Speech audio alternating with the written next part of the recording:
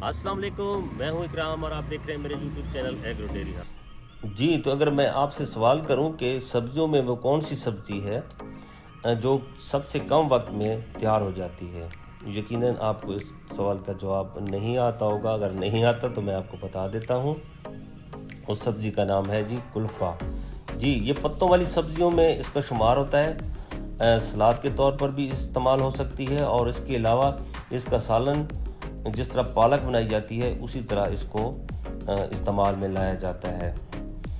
तो अगर इसके मुनाफे की बात करें तो कम से कम एक कनाल से 50 से 70 हज़ार रुपया जो फ़ी कनाल आप जो है इसका मुनाफा कमा सकते हैं।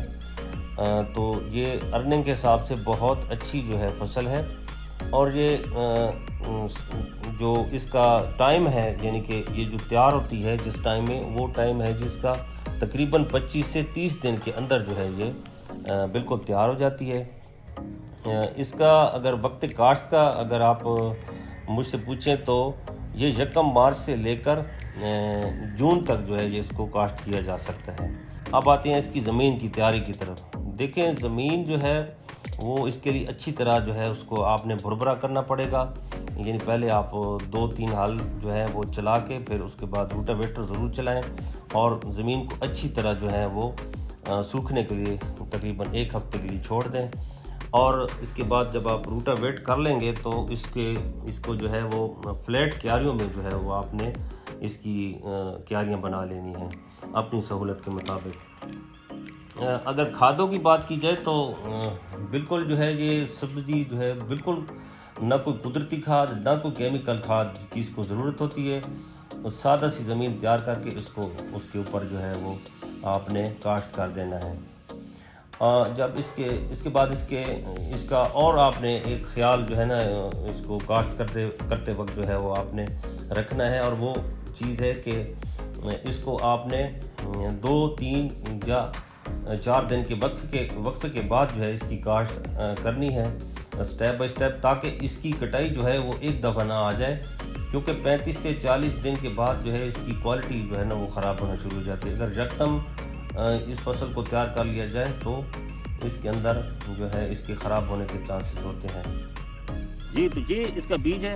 ये देखें, बहुत ही बारीक बीज होता है, छोटा छोटा होता है। और इसको हम फिर ये रेत लेके ना, ये किसी बर्तन में आप इतनी सी रेत ले लें, तकरीबन 2-4 किलो रेत, और इसके अंदर हम ये 1 पाव बीज है तो इसको आधा जो है इसके अंदर डालेंगे। ये तकरीबन हमारी 5 मरले की जो ज़मीन होगी, ये आध पाव बीज जो है उसके अंदर हम इसको डाल रहे हैं।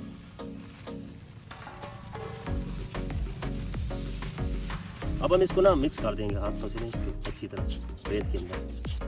ये देखिए, ये इसलिए मिक्स करते हैं कि क्योंकि ये बारीक होता है रेत की तरह, बहुत ही बारीक बीज होता है, तो ये रेत के साथ मिक्स हो जाता है। जब इसको हम डालते हैं तो फिर आसानी से ये हम इसको डाल सकते हैं, वरना क्योंकि बहुत बारीक होता है तो बारीक ज़्यादा फिर अपने हाथों से निकल जाता है। तो रेत में मिक्स करने का ये मकसद इस वजह से हम इसको रेत में मिक्स करते हैं। अब ये मिक्स हो गया, आइए मैं आपको दिखाता हूँ कि हम इसको फिर क्यारियों में किस तरह डालते हैं।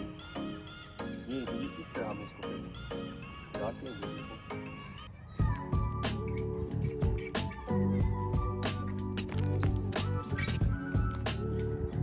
ये आपको नज़र नहीं आ रहा होगा क्योंकि इसका बीज बहुत बारीक होता है, काले रंग का रेत की तरह। आपने देखा, ये थी हमारी कुल्फ़े की सब्ज़ी। और कुल्फ़े की सब्ज़ी इसको इसलिए कहते हैं कि ये ठंडी होती है कुल्फ़ी की तरह बिल्कुल। जब आप इसको पकाएंगे और इसको खाएंगे तो इंशाल्लाह गर्मियों का ये एक तोड़ है, तो ज़रूर पकाइएगा। ये साग के तौर पर पकती है और कुछ लोग तो बहुत इसको गोश्त के साथ भी पकाते हैं। बहुत मज़ेदार सब्ज़ी है।